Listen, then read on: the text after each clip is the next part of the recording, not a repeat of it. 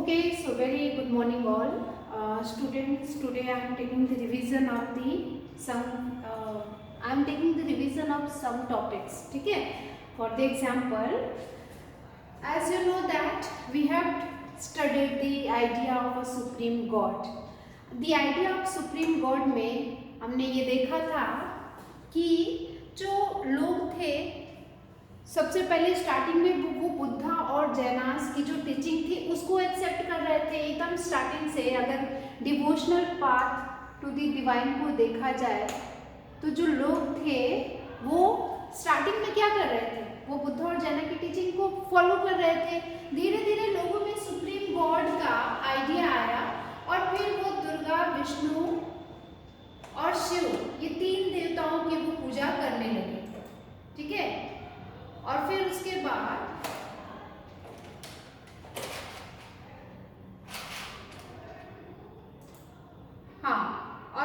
बाद क्या होता है आइडिया ऑफ सुप्रीम गॉड में अ न्यू काइंड ऑफ भक्ति इन साउथ इंडिया। साउथ इंडिया में जो भक्ति आती है, जैसे कि अलवर्स और नैनार्स ने धूम मचाया था। Alvars were the saints devoted to Vishnu, और शिवा के जो सेंट्स थे, जो शिव को मानने वाले थे, वो नैनार्स थे। और ये न्यू रिलीजियस मूवमेंट जो है ये 7th से 9th सेंचुरी के बीच में साउथ इंडिया में इमर्ज हुआ था, स्टार्ट हुआ था। ठीक है, अब क्वेश्चन ये है कि इस मूवमेंट की सबसे अच्छी बात ये थी कि इसमें जितने भी लोग थे वो ऑल कास्ट से बिलोंग करते थे। जितने भी सेंट्स थे अलवर्स और नैनार, वो ऑल कास्ट से बिलोंग करते थे, इसीलिए अनटचेबिलिटी का कोई कॉन्सेप्ट ही नहीं था। ठीक है, छुआछूत जैसे कोई भी भावना साउथ इंडिया के जो भक्ति मूवमेंट था उसमें था ही नहीं। तो ये बहुत इंपॉर्टेंट पॉइंट है। क्या नैनार्स और अलवर्स में ये बहुत इंपॉर्टेंट पॉइंट है। पहला तो आपको ये टाइम पीरियड हो गया। दूसरी चीज आपने क्या देखा कि अलवर्स नैनार्स कौन थे ये दोनों। फिर आपने देखा कि इनकी जो सबसे अच्छी बात थी कि वो ऑल कास्ट से लोग आ रहे हैं सेंट।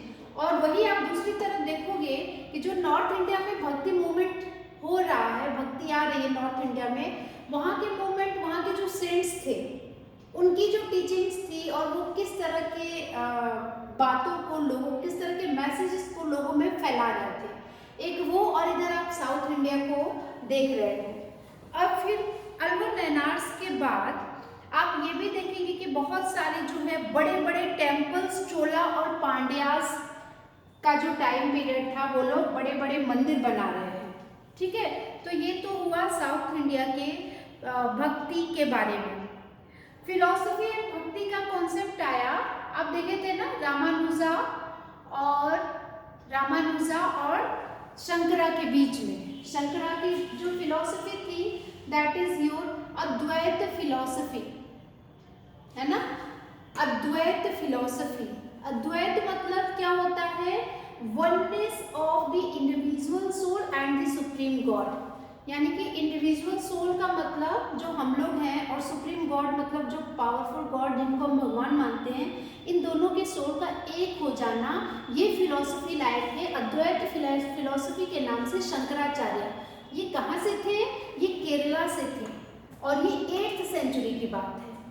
ठीक है ना, तो इस विचारधारा पर चलने वाले बहुत सारे लोग थे और आज भी हमारे देश में शंकराचार्य की जो फिलॉसफी है उस पर बहुत सारे लोग फॉलोअर्स हैं। आज भी बहुत सारे फॉलोअर्स हैं। कैसे, इन्होंने ये कहा कि जो ये वर्ल्ड है वो क्या है, इल्यूजन है, माया है, यानी झूठा है।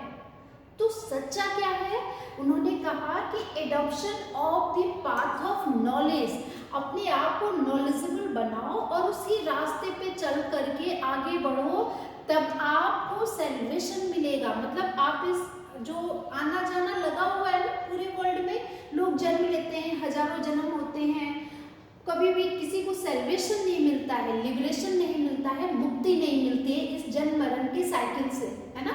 डिवोशन क्यों, आप भक्ति क्यों करते हो, इसलिए ताकि आप अपने सभी काम को अच्छे से कर सके और फिर आपका जो अगला जन्म हो वो बहुत ही अच्छा हो, वो बहुत ज़्यादा आप उसमें आप इन सब चीज़ों से मुक्त हो जाए। ठीक है, तो जब इस विचारधारा शंकराचार्य लेके आते हैं 8th सेंचुरी में कि ठीक है, तो वो कहते हैं कि सबसे अच्छा तरीका है कि नॉलेज का रास्ता चूज कर लो। वहीं दूसरी तरफ रामानुजा थे जो तमिलनाडु से थे और उनके 300 साल बाद आए 11th सेंचुरी में। उन्होंने वो अलवर्स यानी भगवान विष्णु को फॉलो करने के लिए कहा कि आप सब लोग जो है, आप सब लोग मतलब जितने भी, क्योंकि वो भगवान विष्णु के फॉलोअर्स थे, अलवर्स से बहुत ज़्यादा प्रभावित थे, तो उन्होंने कहा कि विष्णु के प्रति आप अपनी पूरी भक्ति रखो।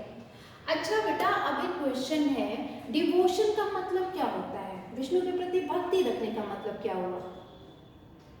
यही कि आप उनको इतना याद करो, इतने प्रेम से उनमें इन्वॉल्व हो जाओ कि आपका यूनियन हो जाए उनके साथ, मतलब आप दोनों एक हो जाओ। ठीक है, ये आप कैसे कर सकते हो? It helps the devotee, devotion से, भक्ति से कर सकते हो। तो ये वाला कॉन्सेप्ट क्लियर हुआ। और इनकी इस विचारधारा से, इस फिलॉसफी से, आइडियोलॉजी से नॉर्थ इंडिया के जो लोग थे वो बहुत ज़्यादा इन्फ्लुएंस्ड हुए, है ना। बासवन्नास जो थे, बासवन्नास कौन थे? ये तमिलनाडु में एक भक्ति मूवमेंट था, है ना। तो यहाँ पे बासवन्ना जो थे ये क्या किए थे? इनके कुछ साथी थे, अल्लमा प्रभु, इनके कंपेनियंस थे, फ्रेंड्स थे।